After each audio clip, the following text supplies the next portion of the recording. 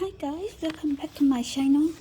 Today I'm going to make dinners and my dinner is gonna be chicken. It's all about chicken called creamy chicken. สวัสดีค่ะเพื่อนๆทุกๆคนวันนี้พี่ติ๋มจะมาทำดินเนอร์ให้คุณให้ชายใหญ่นะคะเรียกว่าcreamy chicken ซึ่งเราก็ใช้อกไก่2 อันนะคะแล้วก็มาตัดให้เป็นสภาพแบบนี้นะคะน้องๆ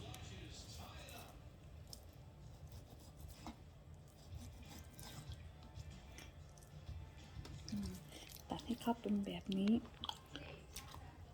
อันนั้นมากเกินไปหรือเปล่าเนี่ยตัดลึกเกินไป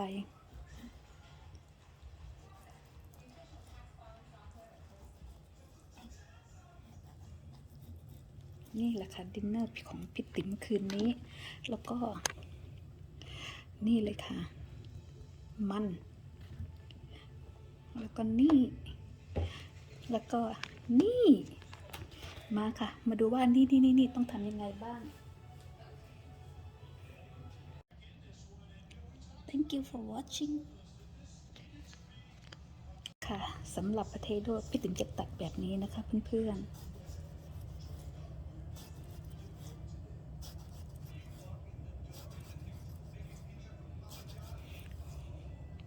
ก็ไม่มีอะไรเยอะค่ะแล้วก็จะเบคเข้าแค่นั้นค่ะเพื่อนๆเห็นไหมคะเป็นอย่างนี้ตัดอย่างนี้นะคะมันจะได้สวยงาม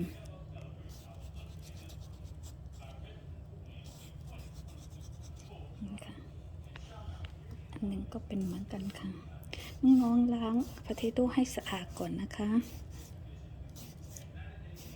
ตัดอย่างนี้เลยค่ะ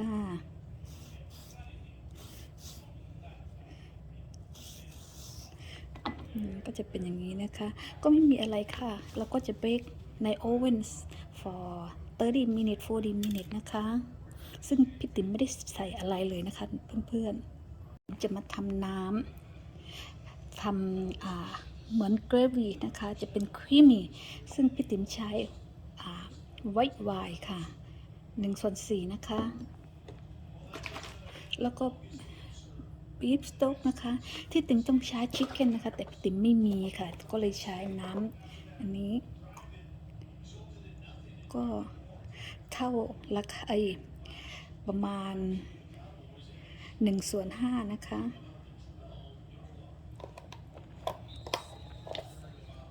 เสร็จละแล้วก็มีครีมมี่อันนี้พี่ติ๋มใช้ที่ว่าสำหรับใช้ทำคอฟฟี่นะคะก็เป็น1/3ค่ะโทษทีนะคะน้องๆเมื่อกี้พูดผิดตามองไม่เห็นเมื่อกี้พี่ติ๋มใช้น้ำบีฟสต๊อกประมาณ1/3นะคะมาค่ะก่อนอื่นเลยใช้พี่ติ๋มใช้อันนั้นนะคะออลิฟออยล์คลุกนะคะเพื่อนๆ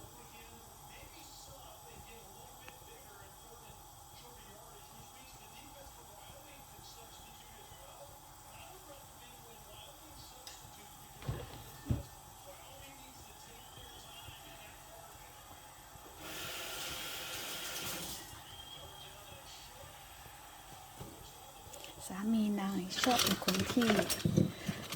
ชอบ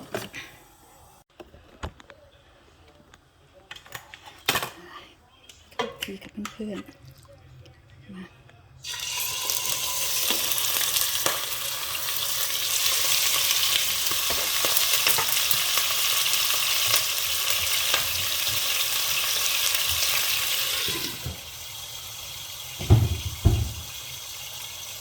เบื่อทำทอดตรงนี้แหละค่ะเพื่อนๆมันกระเด็น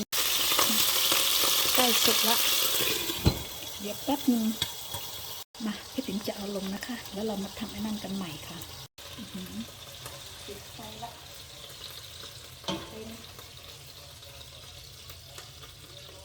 นี่ค่ะ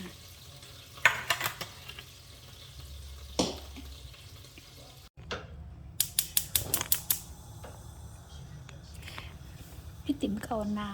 ำเอาออยที่เหลือเมื่อกี้แหละค่ะน้องๆค่ะ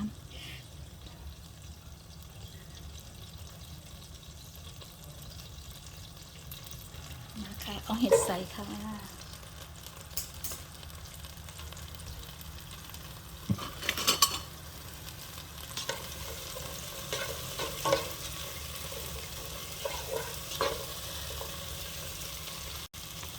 เทน้ำนี่ลงได้เลยค่ะ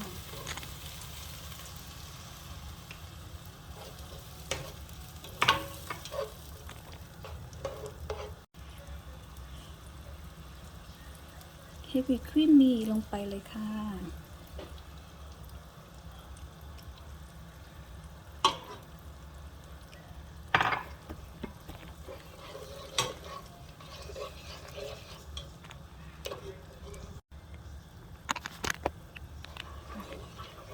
น้องเห็นแล้วใช่ไหมคะ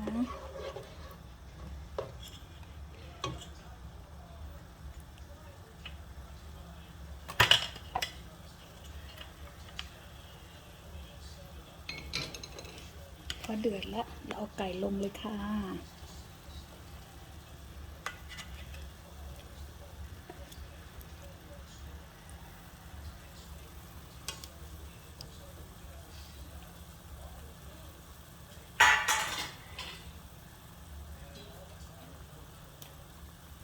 แล้วเราก็ปล่อยให้คลุกค่ะเราจะใส่กาลิกลงไปด้วยนะคะน้องๆ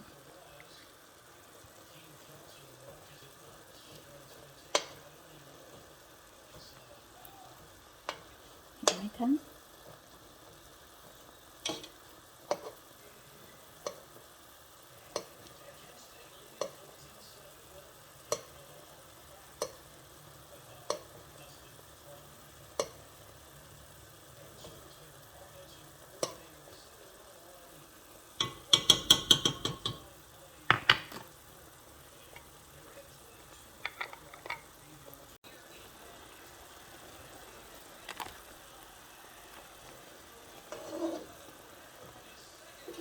เป็นไงคะเพื่อน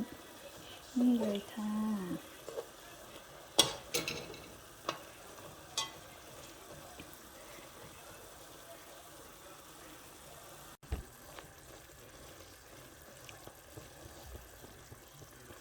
สัก10 นาทีปิดฝาคัพเวอร์ค่ะรอให้สุกแค่นั้นพอค่ะ